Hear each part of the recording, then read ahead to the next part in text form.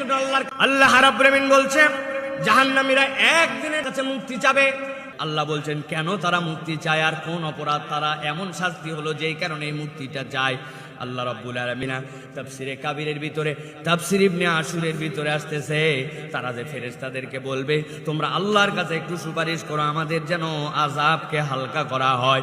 এইখানে মূল উদ্দেশ্য ফেরেশতাদের নয়, ফেরেশতারা বরং বুঝাবে আমাদের কি আর ক্ষমতা, আমরা তো সুপারিশ করতে পারি না। সুপারিশ করার ক্ষমতা আল্লাহ একমাত্র নবী রাসূলকে দেবেন। এই জন্য তোমাদের সুপারিশ আজকে গ্র্যান্ট তো আমরা করতেই পারবো না, কিন্তু উল্টা জানতে চাই যারা সুপারিশ করার ক্ষমতা ছিল আল্লাহ তাদেরকে ওই দিন সুপারিশ করার দায়িত্বশীল বানাবেন। ওই মানুষগুলাকে তোমরা চিনতে কিনা কারা ছিল তারা? আল্লাহ বলছেন ক্বালু আওয়ালাম তাকু তাতিকুম রুসুলুকুম বিল বাইনাতি ক্বালু বালা।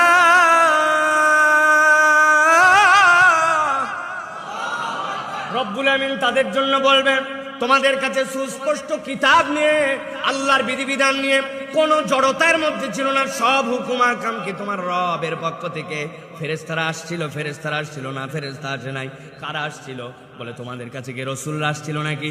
সবগুলা ওই জায়গায় ঠেলার নাম বাবাজি বুঝতে পারবে। আজকের দিনে আর কোনো মাতব্বরি করে লাভ নাই, সবগুলা বলবে কলু বালা,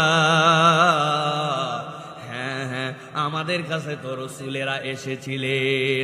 ফেরেশতারা সাথে সাথে বলবে তাহলে কার কাছে আবেদন করো? আবেদন করে লাভ নাই। যদি সত্যি সত্যি তাদের কথা মেনে নিতে, ওই কথা মেনে নিলে আজকে তোমাদেরকে এই পশ্চাতে হতো না, আজকে তোমাদের জন্যই আজকের আফসোস করা লাগতো না। ফেরেশতারা উল্টা তখন তাদেরকে থ্রেট দিয়ে বলবে ফাদউ, ডাকতে থাকো ডাকতে থাকো, ওয়ামা দুআউল কাফিরিনা ইল্লা ফি দালাল।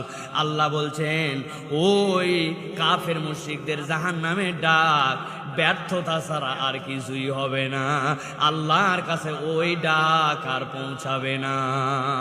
নাউযুবিল্লাহ।